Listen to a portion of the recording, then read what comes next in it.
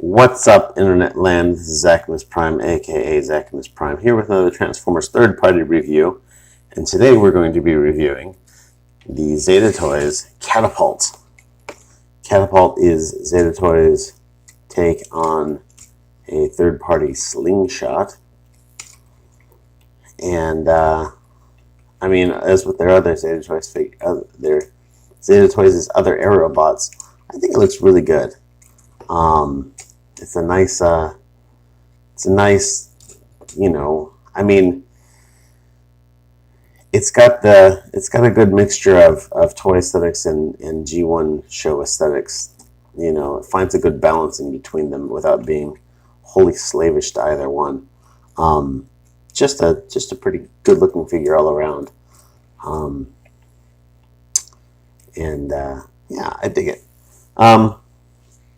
In terms of accessories, he comes with his stay. Comes with his gun here. Gun has this typical, what's typical for these figures now, slot system here. Fits into a tab on his hand. You kind of got to curl his fingers around it. I mean, you don't have to because it stays just fine, but it would look silly if you don't. And there's his gun. He holds it just fine. Pretty decent little gun here. Just real basic amount of paint apps on it. Like really just like one here and a corresponding one on the other side. There's this cylindrical feature on it. I'm not sure if it's supposed to be a peg. There's nowhere I have to peg him on anyhow. But oh well. Other accessories he comes with is a set of screw hole covers. These are going to go most notably. You can see there's open spots here and here. These would go over those. There's 3 of them here, though. I wonder where the third one is. I don't see where the third one is. Maybe it will become apparent to me as I look at this figure critically under the lights. He also comes with some missiles for his jet mode. These come on. These are individual little missiles. They clip together on a thing that will hold them under the wing. So, and the last but not least, I suppose, I don't know, at least in my mind, he comes with an alternate head for, I guess, Firefly. A lot of people were complaining, Firefly's head looks like the toy and not like the show. So you can replace his head with this head, which I think looks kind of derpy. He's got this like, hello expression on his face. And I mean, if that's what works out for you, then that's what works out for you. As for me and my toy, we shall not be putting the alternate head on.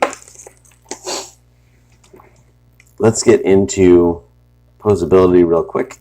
So his head is on a ball joint. It will look up a little bit, look down a little bit, side to side a little bit, rotate freely.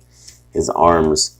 By the way, I want to go down and say that functionally and structurally, this figure is basically identical to this one. These are basically the same figure with basically the same transformation, basically the same posability, etc., etc. So that's what you get for being corresponding limb bots, I guess, in a non-Scramble City limb system. Anyhow, arm goes out all the way, like all the way, all the way, all the way. Oh, hey. One of the things I don't like about the hand. The thumbs fall off way too much.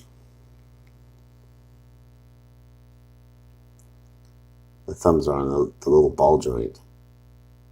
The base knuckles are pinned. The second knuckles are on with a little friction clip. But the thumb just falls off way too easily. But that's always been an issue I've had with like these figures. Anyhow, arm goes out all the way, goes around all the way. There's a upper bicep swivel here. There's a technically double joint at the elbow. You can bend it down here, or you can bend it up here, or you can bend it at a combination of the two. Either way, you're only going to get just a little over 90 degrees. If that's the case, I generally tend to just bend it at the lower one and let the upper one just do its thing whenever it feels like it. You have a wrist swivel here. I mentioned the poseability in the fingers. Like, it's super cool that they've got posable fingers, and yet at the same time, at this scale, it's kind of frustrating. So I'm not really sure which way to go on that. He has a waist swivel.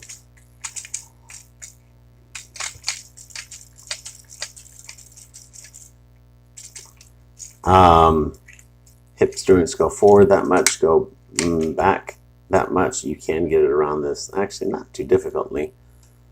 And that allows for, you know, pretty decent range of poseability. If you move the side skirt up, his leg will go out on a ratchet all the way for a full Van Damme. He does have an upper thigh swivel right here. His knee is on a ratchet and will bend about 90 degrees. And his toe is on a ball joint. His toe kind of moves in and out a little bit. This is all basically for transformation purposes. Because he has no poseability in his heel, you're not going to get any real poseability out of the toe functionality. And in fact, in terms of toes, he's got the smallest toes of any of the aerial bots so far. They're really just there to, you stick the foot wherever it feels like going, and then the toe just kind of cosmetically covers up the front of that detail. So basically no foot poseability. Again, this is fairly standard for these aerial bots, what we've basically come to expect at this point. But yeah, let's get them transformed up, I suppose. So first thing we're going to do is we're going to start with the arms. Going to open up this panel right here. Oh yeah, before we really want to get into that, while this is all closed down, you want to move his thumb down and his fingers curled up. This is your hand transformation pose. This will protect your thumb from getting whacked off when you transform it, and it'll also keep all the hand into a small compact shape. So crack this bad boy open right here. You've got this double hinge right here that moves this down, and then the hand will rotate like so. There is these two slots in here. The peg on the back of the elbow will plug into the second slot now, closing that up quite nicely. Again, same with the other side. Open this. Make sure you're opening this, not just this 90 degrees here, but all the way there. That way your hand will clear that section. Close it back up. His head gets turned around. Now his head's all perfectly transformed. It's a great job right there. You're going to come down to his legs. You can, of course, take the wings off for transformation. His wings actually don't really get in the way much at all, so I'm not going to do that. I am going to start to disconnect this section here. Pull that out. Bring this up and out of the way. So there's going to be a peg right in here you want to disconnect. There's that peg right there. You want to disconnect and open this all the way up. And then you'll see this double hinge system in here. You're going to swing that around. And then this has to, the thigh has to fit into the slot really, really securely. Like that. It'll kind of snap into place, and that will allow you to close this back up. Then at that point, I kind of like to move it out a click or two just to make some more space for this one here. We're going to do the same on the other side. Pop that open, swing the knee around, make sure it seats in fully, and then close that back up. The toe is going to come out a bit. It's going to rotate around 180 degrees, and then when you fold it back in, it's going to fold in like so. See, like this, and look like this from the back. If you try to fold in like that, I mean, it works, but I think this looks better. So rotate it, fold it in. There is, so you've got like this little hinge that's got the ball joint that the toe is actually physically connected to, but then that whole system is on this hinge in here. So you got to make sure it's all lined up before it'll collapse down. Plug this together. There's going to be a couple pegs on this side, a couple corresponding holes on the other side, and it's all going to work out pretty securely.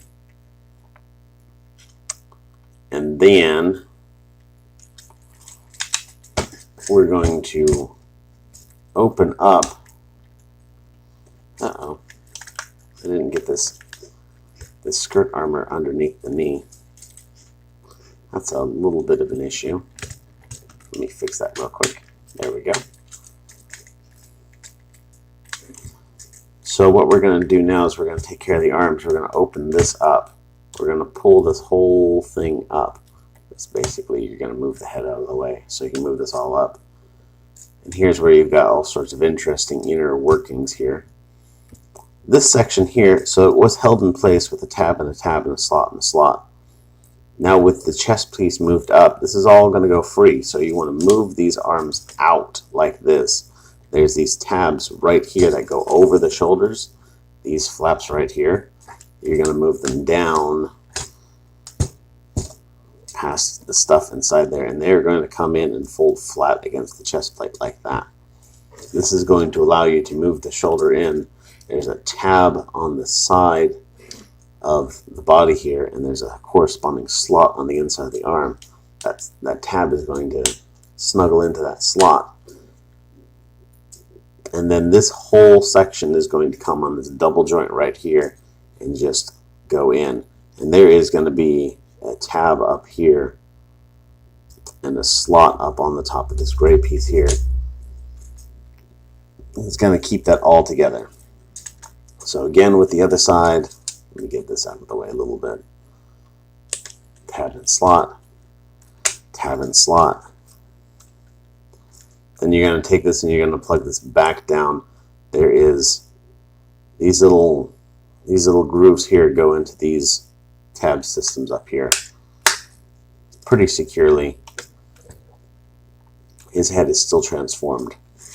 You can take this and kind of pull on the nose here to disconnect these pegs out of here, and this will come down. The head will slide right into that. You'll see that there's two small pegs here that go into these holes on his intakes. And that, as they say, is that. You want to take these panels right here, and you'll see that both of them have got these tabs on them. The tab is actually going to correspond with the groove on the inside of this armature. This is actually really easy to do at this point of the transformation. You just kind of bring it over, put it into place, and then you're going to fold this down. It will all fold down together and just kind of chunk into its proper position. You can then take the wing. There's a dovetail peg right here, so it'll need to be slid in from the bottom. There's just a regular round peg here, so I like to peg in to kind of locate the round one first and then twist it a little bit to bring that dovetail up underneath where it pegs in, and it'll just snap into place. Again, with the other side, kind of locate that peg and then wiggle that dovetail into place. You've got this feature here is going to come out on a double joint here, and move up like that, like so. The tail is going to, you're going to take these parts here, you're going to peg them in together, and then once they're together, you've got another peg that's going to fit in right here. That kind of puts that all up. And then this all attaches from the top, just comes down. You've also got 2 tabs right here and corresponding slots right there. That'll put that into position, and then you just kind of straighten out the wings. Make sure your tail is vertical. On the Harrier, the tail fins are basically parallel with the wings, and that's the proper way to do that. And here you have him in his vehicle mode. And this is actually a really good representation of the Harrier. This is better than a lot of the Zeta toys figures we've gotten. A lot of the part of that comes from the fact that the Harrier is such a chunky airplane that its cross-section actually tends to be fairly respectable despite having an entire robot hidden inside of it. It's actually pretty nice here. So we're going to take, here's a front nose gear right here. There is the landing gear located on the wings, as is proper. There is no tail gear back here. They could have done that, but I don't know, maybe it would have been way too complicated. They would have had to like build something into the leg, and they would have built a bunch of stuff into the legs. And it lands like so. Fits just nicely. These little vents here will turn down. Of course, the Harrier is a vertical takeoff and landing aircraft. When it's coming in for landing, these will point down, and it'll actually hover on its exhaust and come down and land. So that's something cool that this airplane does, which is pretty impressive for an airplane that was designed in the 60s and put into operation in the 70s. It also has opening cockpit here. It doesn't slide back as far as the actual Harrier's cockpit slides, but you know, it's on this little double hinge to represent that sliding mechanism. Little seat inside there and whatnot. Kind of fun. You can take his missiles and you've got you've got 4 choices of places to put them. You put them on the tips here or in here. Of course, I would put them closer in. That way you've got, it makes more sense for an airplane to have munitions mounted closer to the fuselage than farther away from the fuselage. Generally, you'll only see them put stuff far away from the fuselage if all the close-in space is already taken up with other munitions or other like fuel pods or something like that. And that's what it looks like with missiles on it. And yeah, that's Catapult right there. And I think it's a pretty good figure. You know, again, it's got a decent robot mode. It's got actually a really nice vehicle mode. The size is good. But I mean, and then they're all going to combine eventually. And it's really the thing that I think we're all waiting for. That being said, I love the way these all look, you know, just standing around. In fact, I still have a buddy of mine who's also collecting them. He keeps his all up in the vehicle modes on like little flight stands, like the flight stands that you typically see with the flight stands that you typically see with Macross figures. He's got ones for all of his aerial bots. Mm-hmm. But I like to have mine standing around in robot mode, put them on my shelf. I just think that they look really good.